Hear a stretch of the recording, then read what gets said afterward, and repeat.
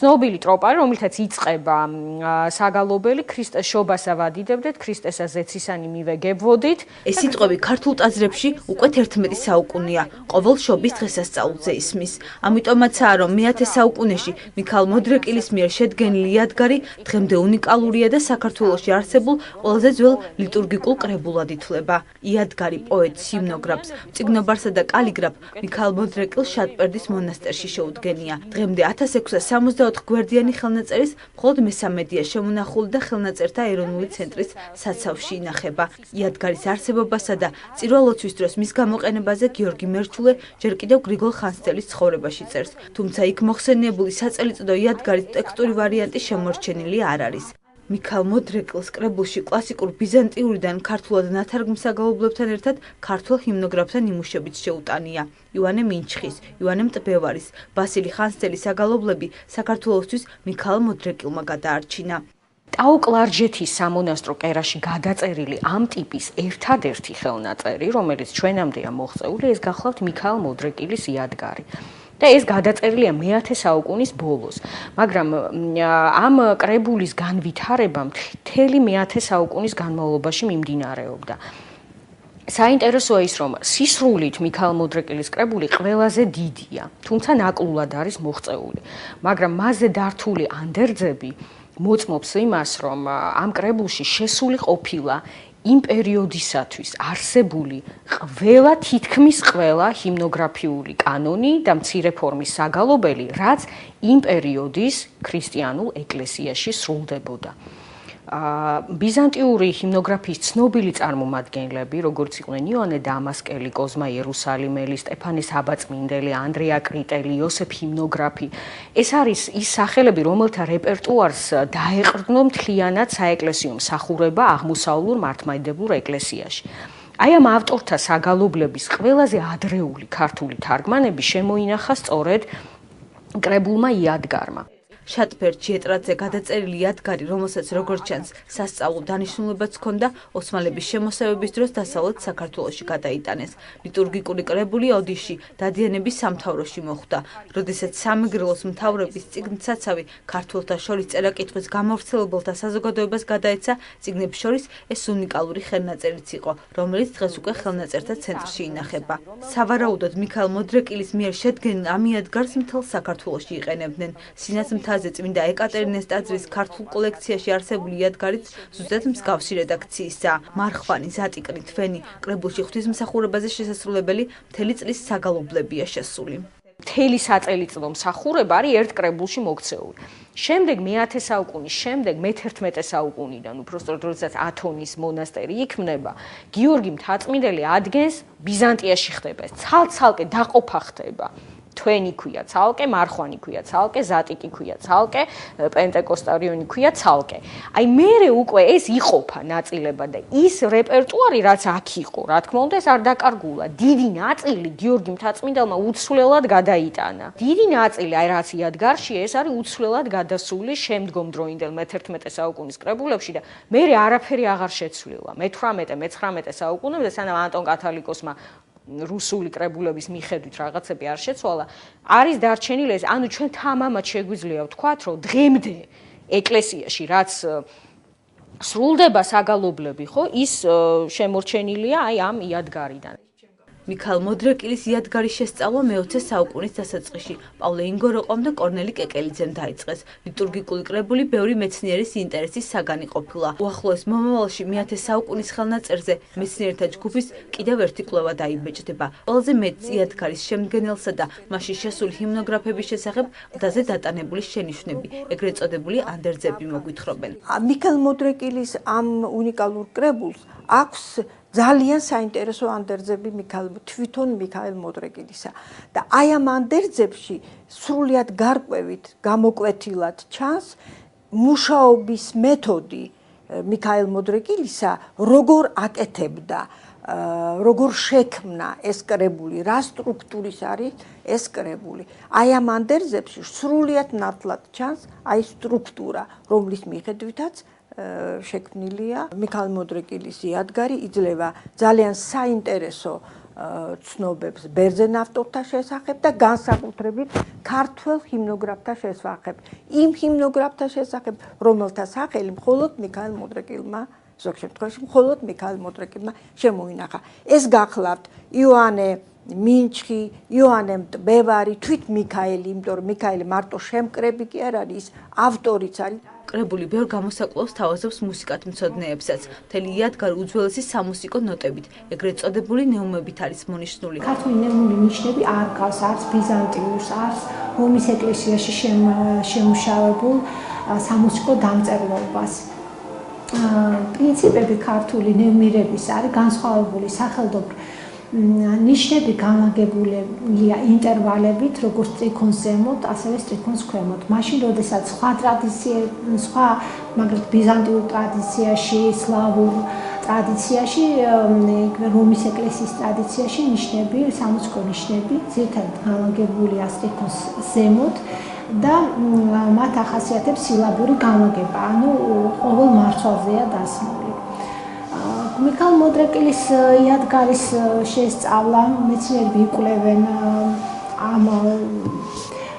ამ კრებულს, ამ ჰიმნოგრაფიულ მასალას, თვითონ ნიშნებსაც, დაახლოებით 23 ნიშანი ბოლო გამოკვლევებით დასტურდება.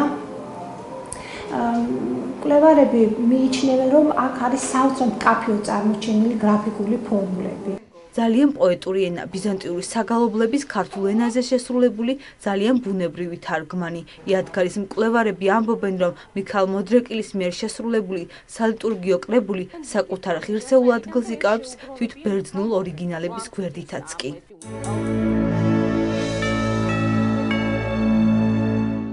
ვაჩუქოთ ერთმანეთს სიყვარული. ამ სახელწოდებით კათოლიკოს პატრიარქის საქველმოქმედო ფონდში მზრუნველობა მოკლებული და ინვალიდი ბავშვების დასახმარებლად აქცია ჩატარდა. პროექტის ფარგლებში ფონდის საგამოფენო დარბაზში 55 საჯარო სკოლის მოსწავლეების ნახატების გამოფენა გაყიდვა გაიმართა. გაყიდული ნამუშევრებიდან შემოსული თანხა მთლიანად მზრუნველობა მოკლებული მოზარდებისთვის მედიკამენტებისა და საკვები პროდუქტების შეძენას მოხმარდება. კათოლიკოს პატრიარქის ფონდი პროექტის ფარგლებში არასამთავრობო ორგანიზაციასთან მზრუნველი მშობლები ინვალიდი ბავშვებისათვის თანამშრომლობას იწყებს. მათი მიზანია გაზარდოს საზოგადოების, სახელმწიფოსა და საერთაშორისო ორგანიზაციების მონაწილეობა ყველა იმ გადაწყვეტილებების მიღების პროცესში, რომელიც ინვალიდი ბავშვების ცხოვრებაზე ახდენს გავლენას. ფონდი ასევე ამ აქციით შეზღუდული შესაძლებლობების მქონე პირთა სოლიდარობის საერთაშორისო დღის აღნიშვნასაც უერთდება. შეიძლება თანხა მატერიალურად დიდი არ იყოს, მაგრამ ეს არის წყალში ჩაგდებული კენჭის ქვის პრინციპით. ესენი მე რგოლებს იძლევიან და ეს სოციალური პასუხისგებლობა რაც უფრო მეტად მოედება ჩვენ საზოგადოებას, მით უფრო მსუბუქი იქნება უნარშეზღუდული ადამიანების ცხოვრება და მით უფრო სასიამოვნო ჩვენი ცხოვრებაც, რომ ჩვენ რაღაცით შევეწევით მათ. რომ მივხვდით, რომ ჩვენ ვერაფერს ვერ ვაღწევდით მშობლები, ამიტომ გადავწყვიტეთ გაერთიანება და თავად დავაფუძნეთ ეს ორგანიზაცია. რომ ვიზრუნოთ და როგორღაც ვიბრძოლოთ ჩვენი შვილების სიცოცხლის გადასარჩენად. ეს ბავშვები დღეს უფლის, ერის და ბერის იმედად არიან დარჩენილები. აქ მე დავხატე ვაჩუქოთ ერთმანეთს სიყვარულს, სადაც ეს ბაბუა ცხოვრობს სოფელში და არის ქალაქში ჩამოსული. ეს ორი ბავშვი კიდევ ჩუქნიან სიყვარულს. ანაკლიაში მალე რუსეთის იმპერიის მიერ ჩერქეზთა გენოციდის დროს დაღუპულთა ხსოვნის უკვდავსაყოფად მემორიალი დაიდგმება. საქართველოს მთავრობამ მემორიალის შექმნისთვის კონკურსი 1 ივლისს გამოაცხადა. დღეს კონკურსის გადამწყვეტი ტური შალვა ამირანაშვილის სახელობის ხელოვნების სახელმწიფო მუზეუმში გაიმართა. კონკურსს საერთაშორისო მასშტაბის გამოხმაურება მოჰყვა. მასში მონაწილეობის სურვილი 29 ადამიანმა გამოთქვა. მათ შორის ქართველებთან ერთად არიან იორდანიიდან, ჩრდილოეთ კავკასიიდან, ადიღეს რესპუბლიკიდან, ყაბარდო-ბალყარეთის რესპუბლიკიდან, თურქეთიდან, ამერიკის შეერთებული შტატებიდან და გერმანიიდან. მონაწილეებმა ჟიურის წევრებს საკუთარი ნამუშევრები წარუდგინეს. საბოლოოდ 3 პრიზიორი გამოვლინდა. პირველი ადგილი კი ყაბარდო-ბალყარეთის წარმომადგენელმა დაიკავა. გამარჯვებულები ფულადი პრემიებით დაჯილდოვდნენ და სპეციალური დიპლომები გადაეცათ. ესეთი გამოფენა, ასეთი კონკურსი და ის ძეგლი, რომელიც დაიდგმება, ამ მოვლენასთან დაკავშირებით ხაზს უსვამს მნიშვნელობას კავკასიური დიალოგის და ხაზს უსვამს იმ გარემოებასაც, რომ აუცილებლად კომუნიკაცია კავკასიელ ხალხებს შორის უნდა გაგრძელდეს. ეს არის მხოლოდ ერთი ნაბიჯი იმ გრძელ გზაზე, რომელიც ჩვენ გვაქვს ერთმანეთის გულებისაგან კავკასიელ ხალხის. Грузия это первая страна мира. საქართველოს პირველმა აღიარა ჩერქეს ხალხთა გენოციდი. ეს კონკურსიც ამის მანიშნებელია. მე მოხარული ვარ, რომ დღეს აქ ვიმყოფებით. ჩვენ წარმოგიდგენთ სამ ნამუშევარს. საკმაოდ მოდერნიზებული და ამავდროულად ეროვნული პროექტებია. იმედი მაქვს, რომ ქართულ ხალხს მოეწონება ჩვენი ნამუშევრები. გალერეა ვერნისაჟი ასია უმაროვას პერსონალურ გამოფენას მასპინძლობს. ჩეჩენი მხატვრის მიერ ექსპოზიციაზე წარმოდგენილი 31 გრაფიკული ნამუშევარი შავ-თეთრ ფერებშია შესრულებული. ასია უმაროვას ნახატები თბილისში უკვე მეხუთედ იფინება. ექსპოზიცია კავკასიის ფონდის ხელშეწყობით მოეწყო. ხელოვანის ნამუშევრების ხილვა დამთვალიერებლებს 5 დეკემბრამდე შეეძლებათ. მოხარული ვარ, რომ დღეს აქ ვიმყოფები. ყოველი გამოფენა, რომელიც საქართველოში ტარდება, ჩემთვის დღესასწაულია. მადლობა ორგანიზატორებს და მთლიანად ქართველ ხალხს იმ სიყვარულისთვის, რომელსაც აქ ვგრძნობ. იგი გამოხატავს როგორც თავის პირად დამოკიდებულებას, განცდას, თავისი ჩეჩნეთისა, საერთოდ კავკასიისა და საერთოდ პირადულ განცდებს, ამავე დროს იგი თავისი კულტურის მატარებელი არის და გამოხატავს საერთოდ ჩეჩნურ კულტურას. მე მიმაჩნია, რომ ერთი მნიშვნელოვანი კარგი ფურცელი არის კიდე ჩვენი ხალხების ურთიერთობათა ისტორიაში. თბილისის მე-12 საერთაშორისო კინოფესტივალისთვის მზადება უკვე დაიწყო. ფესტივალის პროგრამა საორგანიზაციო საკითხები და მომავალი გეგმები ღონისძიების ორგანიზატორებმა მოწვეულ სტუმრებსა და მედიის წარმომადგენლებს გააცნეს. ესტონეთი, რუსეთი, შვედეთი, გერმანია, ამერიკის შეერთებული შტატები 5 დღის განმავლობაში მაყურებელი ჩამოთვლილი ქვეყნების 60-ზე მეტ ფილმს იხილავს. ფესტივალი 6 დეკემბერს ალექსანდრ სოკოროვის ფილმის ფაუსტის ჩვენებით გაიხსნება. ხოლო 11 დეკემბერს ალექსანდრე მინდაძის ფილმის შაბათ დღეს წარმოდგენით საზეიმოდ დაიხურება. თბილისის საერთაშორისო კინოფესტივალი 2000 წელს დაარსდა. დაარსების დღიდან დღემდე ფესტივალი მაყურებელს ახალ, მაღალი მხატვრული ღირებულების მქონე კინოპროდუქციას თავაზობს. ღონისძიება კინოხელოვნების ცენტრ პრომეთესა და თბილისის მერიის მხარდაჭერით იმართება. გვაქვს ახალი პროგრამა, ეს არის შვედეთიდან, ასე დავარქვით ჩვენ ამ პროგრამას, სადაც წარმოდგენილი საუკეთესო 9 შვედური ფილმი, მათ შორის არიან ცნობილი კლასიკოსები, იქნება მასტერკლასები, იქნება შეხვედრები ცნობილ რეჟისორებთან, მაგალითად ამერიკელი ჯიმ სტარკი, პროდიუსერი. წელს შვედეთი კინოფესტივალზე 9 ფილმს წარმოადგენს. ამ ფილმებს საქართველოში პირველად ვაჩვენებთ და ჩვენ ამით ძალიან ამაყები და ბედნიერები ვართ. იმედია, რომ ჩვენი ნამუშევრები ქართველი მაყურებლის მიერ დიდ მოწონებას დაიმსახურებენ.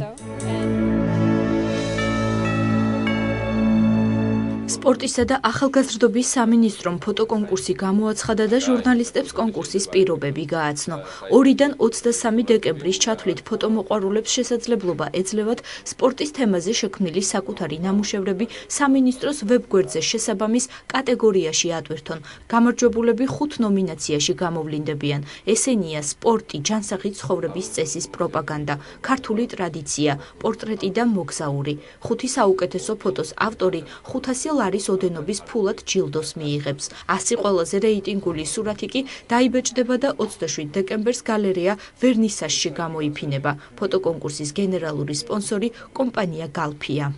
თავარი მიზანი არის ცხოვრების ჯანსაღი წესის პროპაგანდა, გააქტიურება, სპორტული ცხოვრების წესის დამკვიდრება და რა თქმა უნდა იმ ადამიანების მხარდაჭერა, ვინც წლების განმავლობაში ემსახურება ქართულ სპორტს თავისი პროფესიით, მათ შორის ბევრი ფოტოგრაფის. კონკურსის მხარდაჭერა გადავწყვეტეთ იქიდან გამომდინარე, რომ კალფი მხარს უჭერს ცხოვრების ჯანსაღი წესის და სპორტის განვითარებასა და პოპულარიზაციას საქართველოში, რაც იმაშიც გამოიხატება, რომ არაერთ სპორტულ ღონისძიებას უდგავართ, უცოტა ხნის წინ თბილისის დინამოს სპონსორები გავხდით და გადავწყვეტეთ ამ ფოტოკონკურსისთვის მხარის დაჭერა იქიდან გამომდინარე, რომ ეს ფოტოკონკურსი ზუსტად ემსახურება იმ ცხოვრების ჯანსაღი წესის პოპულარიზაციას.